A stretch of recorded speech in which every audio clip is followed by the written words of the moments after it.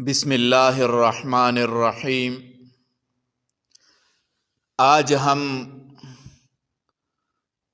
قربانی کا نصاب بیان کریں گے۔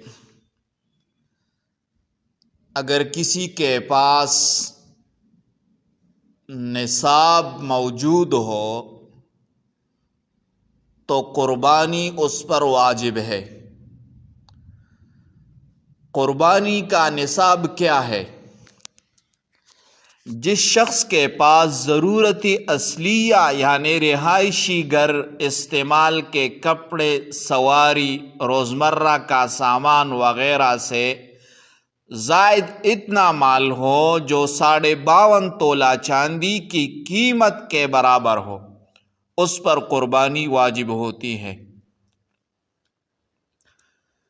قربانی کے نصاب میں یہ چیزیں شامل ہوتی ہے: سونا، چاندی، نقدی یعنی روپے، پیسے، کاروباری سامان، اضافی پلاٹ یا زمین، زائد گھریلوی سامان، بچت، کسی کو دیا ہوا قرض جو واپس ملنے کی امید ہو۔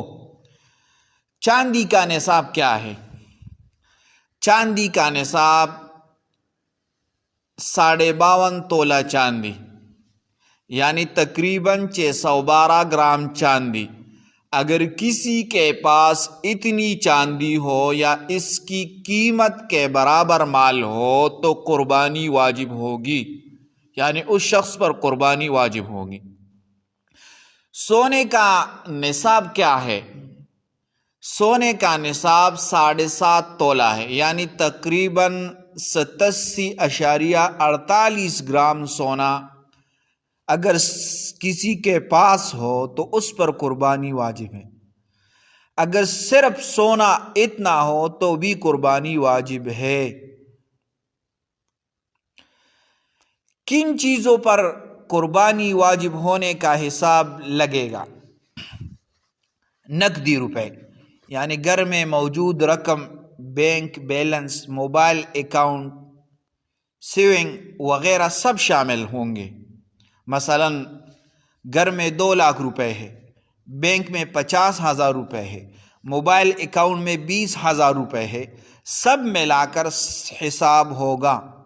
اگر یہ چاندی کی قیمت کے برابر ہو جائے تو اس شخص پر قربانی لازم ہوگا، یعنی 52.5 تولے چاندی کا قیمت اس سے بن جائے تو اس شخص پر قربانی لازم ہے۔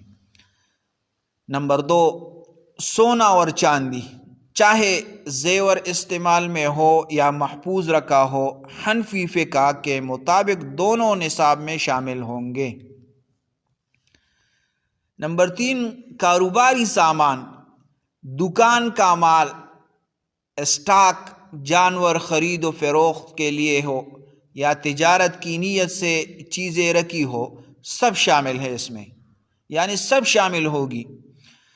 نمبر 4، اضافی گھر یا فلاٹ، رہائش کے علاوہ اضافی مکان، سرمایہ کاری والا فلاٹ، کرایہ پر دیا ہوا مکان، ان کی قیمت نصاب میں شامل ہوگی۔ البتہ اپنا رہائشی گھر، استعمال کی گاڑی، روزمرہ کا ضروری سامان نصاب میں شامل نہیں ہے۔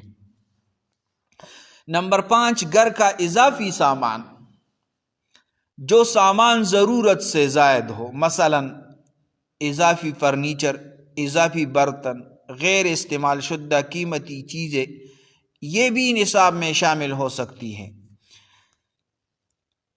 کن چیزوں پر قربانی واجب نہیں ہے؟ یہ چیزیں نصاب میں شمار نہیں ہوتے: رہائشی گھر، استعمال کے کپڑے، روزمرہ کے برتن، استعمال کی سواری، ضروری موبائل یا کمپیوٹر، علم کے کتابیں اہل علم کے لیے۔ قرض کا حکم کیا ہے؟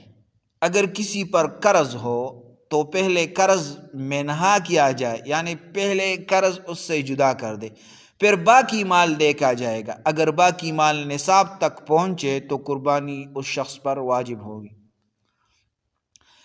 عورت پر قربانی، اگر عورت کے پاس سونا، زیور، نقدی نصاب کے برابر ہو تو اس پر بھی قربانی واجب ہے، چاہے شوہر الگ قربانی کرے یا شوہر کے ساتھ کرے۔